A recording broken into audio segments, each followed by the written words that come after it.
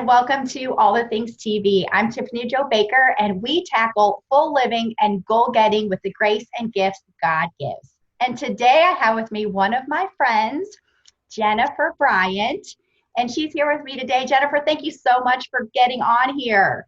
Oh, I'm so excited to be here. Thank you. Thank you. Well, let me tell you all a little bit about my friend Jen.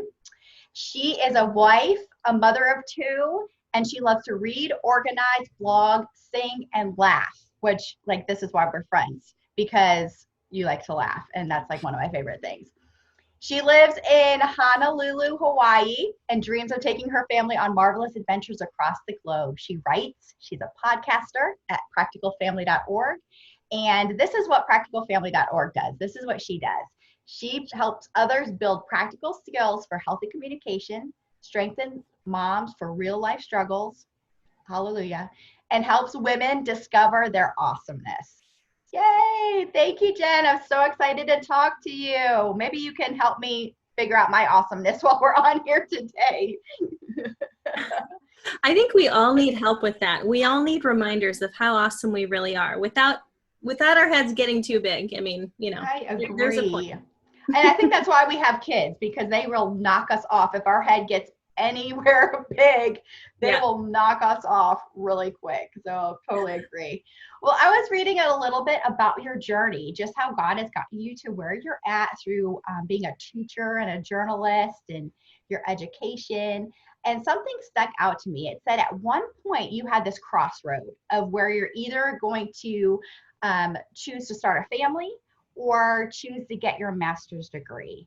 Can you tell me a little bit about that crossroad and how that feel, and how did you discern what to do?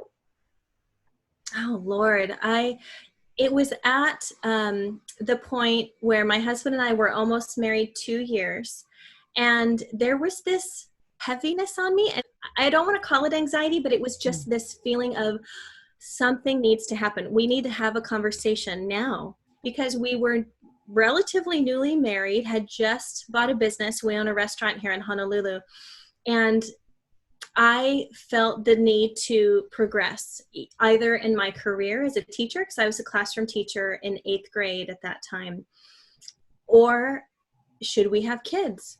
And it wasn't just like, seeing families with babies, but I was truly like, Lord, what do I value more at this point? But more importantly, God, what do you want for us now? Because only He knows what that future is going to look like. Like, I could have gone back and finished my master's degree in education. I thought, well, what am I going to do with that? I don't want to be a classroom teacher forever. I always loved the idea of kind of like training leaders eventually, right? Mm-hmm. But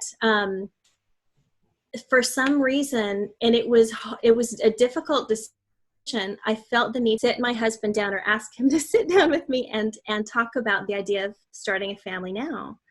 And looking back on it, logistically, it seemed like maybe the worst idea, because we had just bought a new business. We had just invested in this. I was a new teacher in the community.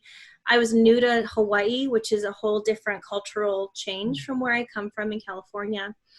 But I really felt it heavy on me to start a family. And I love learning. I love education. I would be in the school forever if I could. I'm a forever student, right? And it kind of broke my heart a little bit to think that, well, if my husband didn't want to start a family, if he wasn't ready, then what would that mean? But if I chose not to continue school, what would that mean for my degree? Would I fall further behind in the career world or in the educational realm of things? And we sat at a restaurant, and I said, what do you think about having kids? And for husbands, it's kind of like out of the blue if that's the first they're hearing about it, but you've been thinking about it for weeks, right? So the fact that he didn't give me a solid answer, it bugged me, but he asked for time, which is so wise of him, and we still try to employ this now. He's like, give me until our second anniversary, because it was like a couple months before. Let's decide together. Okay, let's do it. And ultimately he decided, okay, I'm okay to try to start a family. I love that. I love that process of him putting a time limit to like just kind of think and process and feel and really assess, and then come back together and decide, which is so important. It has these big life decisions have to be in unity with your spouse. What was it like to choose? They do. It's been good at that. What's it like to choose a family versus furthering your education or the work part of you? Was that a struggle, or was children just a passion at that time? It was an equally split struggle decision, because I want to do a lot of things, right? But for some reason at that point in time, I felt I needed to begin the journey of motherhood sooner than later. I mean, we all can choose to start that later in life. And there are many who do get their career going, get established, get whatever security they need, and then start a family when they're older, a little bit wiser, which I recommend. Hey, Yeah. do it if you can. Yeah. And you can come into parenthood with a little more life experience. But I felt it necessary to start at that point in my life. And I was probably about 25 at the time. 20-year-old, when you're in your 20s, right? You know now how much you didn't know then. But the Lord is so good because he gives you everything you need. And what I find is that by becoming a parent sooner than later, he was leading me on this path to do so much more than I thought I would ever do in my 30s. And now that I'm parenting preteens in my 30s, number one, I have a little bit more energy for them, sort of, for these mental processes, enough to be able to realize what they're doing, what they need, what they're saying, and how to kind of help them think through things. And it's an interesting place to be in my life right now, because if I were so career focused, I may have just run with that, because I know me, right? I may have just run with it and done something full-time out of the house. They'd be in school and I may not have been connecting with them. But different paths, and these are all different stories for different times, but different paths have even led them. Now, for this time in this place right now, I never thought I would have done that before. That wasn't my plan at all. But that has been incredibly humbling too, with all of the desires and skills and admin, things that I could be pouring into a career job. I get to pour that in at home with my kids. So, that's my story for right now. Yeah, I love that. I love how you pull out God's faithfulness, even when the plan looks different than what you thought, when the path is, different. It's different.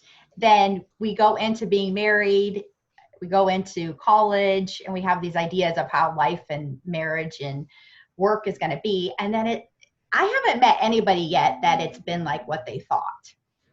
And I know when I asked you, what's a theme that runs through your life as far as a spiritual theme, a theme of the Bible, you said faithfulness.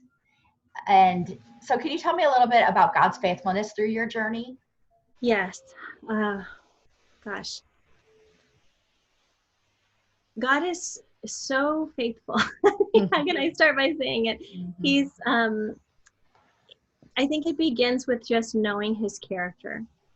And what he's led me through to know him better is, again, different than what as a woman, as a Christian woman. There are a lot of different, how do I say it, sometimes divides even in the church as far as what the role of a man should be, even spiritually, and what the role of a woman should be. But God allowed me to be in different places, whether it was through youth group and up through leadership in the church, and then even going to school to study theology. I had the chance to really be able to solidify my faith, because I grew up in a Christian church, but that wasn't enough. In a Christian family, Christian culture, everything. But it wasn't enough just to be surrounded by that. I wanted to dig deeper and know more. So understanding who God is, the countenance of his character, his faithfulness, his unending love, his omnipotent, everything that God is, that scripture clearly lays out. we need that. We need that in our everyday to be able to trust he wants us to go, right? So when I talk about God's faithfulness in my life, he has been faithful to complete the work that he's promised to do in me, to lead me through things that are difficult, that I don't want to do, that I doubt myself in every stinking day. And I have to be reminded that it's not me, because I am such a student, right? I like to get the grades, but none of that is me.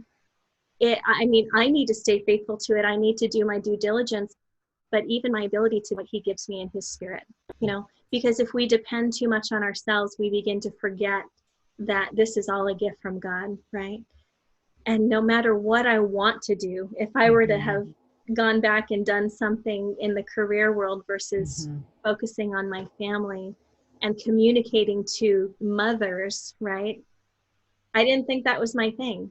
I didn't. I thought, I'm a teacher, I'm going to teach people things. But it's turned out to be very different, because God is faithful to use it in me to continue in his way and not my way. I think that's how God keeps us grounded. I think like what you said, when we have to rely on him, when it's outside of our natural thought process, our plan, our giftings, we tend to go to the things that we're really good at. And God's like, no, I'm going to have you do this thing that you're going to need me. Right. And that's hard, but that's where there's so much growth and fruit and all the things that we need on that path. Well, Jen, if for the moms that are watching and they're maybe in a transition or a season where they're struggling with what to decide, like, do I pursue family life, or do I pursue passions? What would you say to them if they're at that crossroad? Because you've been probably there multiple times, and sometimes God's probably led you passion, and sometimes it might have led you family. Not that you're not passionate about family, you are, but the other parts of us, the other parts of Jen, not just mom Jen. So what would you say to moms who are in that season of needing to decide what to focus on? Yeah, no, that's a really good question, because I think that we can get kind of black and white in our thinking sometimes. And this is where I find that a lot of moms end up. It's very like one or the other. Do I choose one or the other? Now, in my case, I chose not to pursue school. Like, I'm going to focus on, pregnancy and everything that comes with that, and then planning for kids and everything. But not every decision needs to be so black and white. I mean, I do believe that you can still pursue passion, but within reason. And instead of giving a blanket statement to like all women, because I tend to do that sometimes, like I tend to be prescriptive, but what I really want to say, if there was just one woman in front of me asking me this, I would ask her, well, what are you afraid of? Because I think in decision making, sometimes it's difficult because we're still holding on to too many things, to like all the things, to quote the name of your podcast here, and when we try to hold on to too many things at once, we can't. Something's going to drop, something's going to fall. So first off, let's identify your fears. Let's identify what you're most afraid of losing, because that may very well have become some point. Education and knowledge has become an idol for me before. And I've had to let that go for the sake of real relationship, for the sake of true empathy and connection with someone else, being able to recognize what is really needed and what's not. There will be days, even if you're pursuing your passion, that you need to put it on hold to tend to your baby, your 10-year-old baby, your old your baby is, because they need you, and you need to be able to pivot in that moment and know that it's not going to be necessarily forever, but you cannot keep pushing off your family for the sake of what you love to do.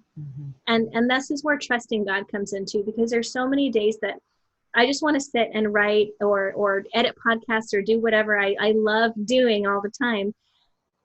And my family's in my way again. They're too loud or they're making noise. I'm just being real here, because if you choose to do this type of thing, you're going to be faced with these struggles and these decisions. And some days we need to shut our computer. Mm-hmm. Some days we need to ask for like time. You know what I started asking my husband for? Or, you know, not that he's giving me permission, but we're working together in those decisions. What I had to ask for was at least one day a week, one evening a week, where I could leave the house and go and do whatever I wanted to do. I love that. Tonight is that. Mondays are my day to just be. So women, if you're struggling to make sense of what you should do, like, a lot of what I think we believe we're giving up as women is ourselves, mm-hmm. is time. So like if I take that job, how much of myself am I going to lose with being a mother in my family? If I stick with my family, when am I ever going to get to do the things that I'm naturally gifted to do? So make time for that. Carve out that time, because I need my Mondays to be me again, mm-hmm. to talk with friends, to go to dinner with girlfriends sometimes, or sometimes it's just to have alone time to write, because that's what God's put in me mm-hmm. also. He's given me the task and the role of being a mom and a wife, but he's also made me who I am, mm-hmm. you know. Oh, I love that. I love how you gave us permission to not be all or nothing, that there's pieces of us and there's blocks and chunks of time that we can mine and use to an extent. And so I love that. Just not having that black and white, like not throwing the baby out with the bathwater and be like, well, I can't get my master's right now, so I'm not going to do anything with educating myself, you know, and just sometimes we get this pity party, right? And so I love that you just gave us permission to, you know, take things to little steps and still be us and still be a great mom and still pursue passion and figuring out what that looks like for each woman and their journey and in their season. So, right. Well, Jen, thank you so much for coming. I so appreciate your sharing your journey, a little bit about your journey. We'll come back for part number 2 next week, but I just appreciate it. You have so much in you, and I'm excited to just get a little piece of that out. So thank you for being with me tonight. Thank you. Well, friends, thank you for being a part of All the Things TV. I'm Tiffany Jo Baker, helping you fuel and fulfill your faith journey through the ups and the downs. Now go do all that you've been created to do with the grace and the gifts that God's given you.